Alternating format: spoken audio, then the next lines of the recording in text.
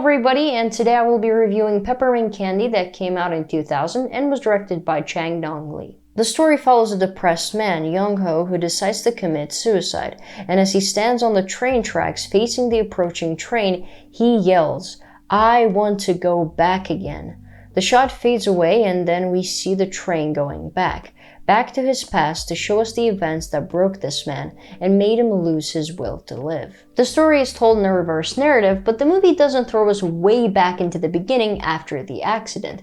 Instead, it throws us a few days into the past and then another few years back and then another few years. You get the gist. And this makes world of a difference too. The movie wouldn't be as effective as it is without it, and you'll understand why as I talk more about the movie. Peppermint Candy doesn't feel like a movie. It feels like watching a real person's life and experiencing its ups and downs.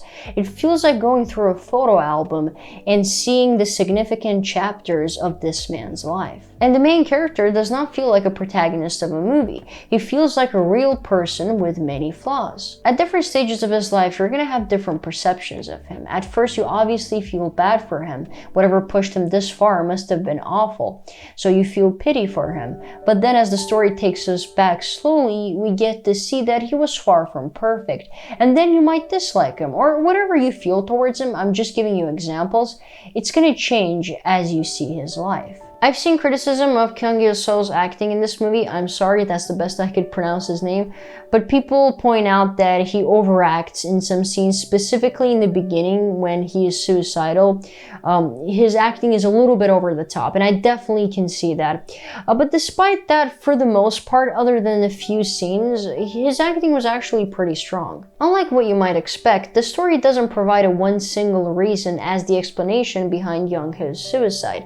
It wasn't just one single tragedy or an accident that triggered this man. After the suicide scene, we go back a few days and hear Yonko explain his situation and reason behind his decision to end his life.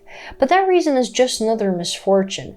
But that misfortune and everything that has happened in this man's life collectively is the reason why he commits suicide. It's everything that has been building up over the years, one thing on top of another and that on top of another.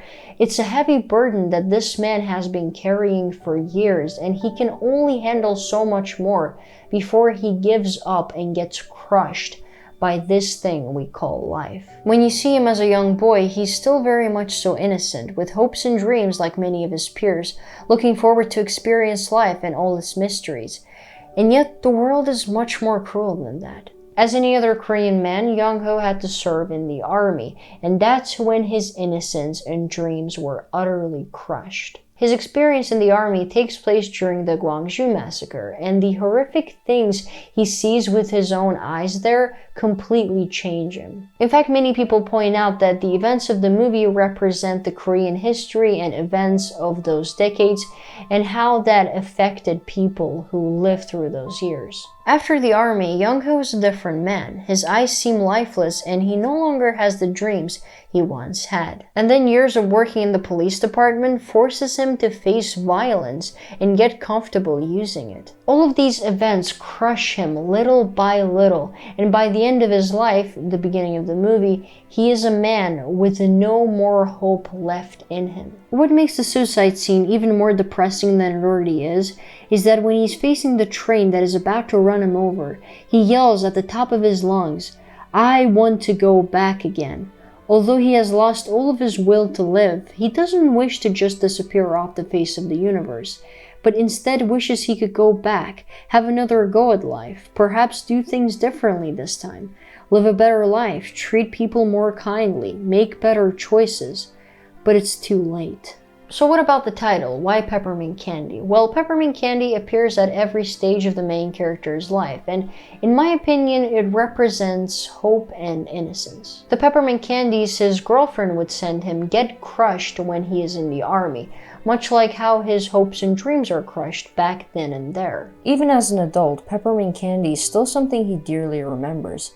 since it represents the innocent days. That's my take on what the peppermint candy represents in the movie, but feel free to tell me how wrong I am in the comments below. Peppermint Candy was my introduction to Chang-dong Lee's filmography, and it definitely left a great impression on me. You can feel this director's unique storytelling methods in this movie.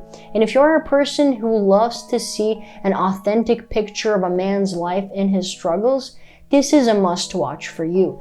But in fact, I encourage everybody who hasn't seen this movie to give it a try, because this is definitely another fascinating Chang-dong Lee film that I'm going to give a 9 out of 10. Thank you so much for watching this video, guys. Let me know in the comments below what are your thoughts on Peppermint Candy. And as always, links for, first of all, my playlist of all the other Korean movie reviews I've done so far in the description below, along with my links for both of my social media accounts, Instagram and Twitter, so check them out if you're interested. And if you made it this far and enjoyed the video, leave a like, and if you don't want to miss my other movie and TV show related videos, subscribe to this channel. Bye.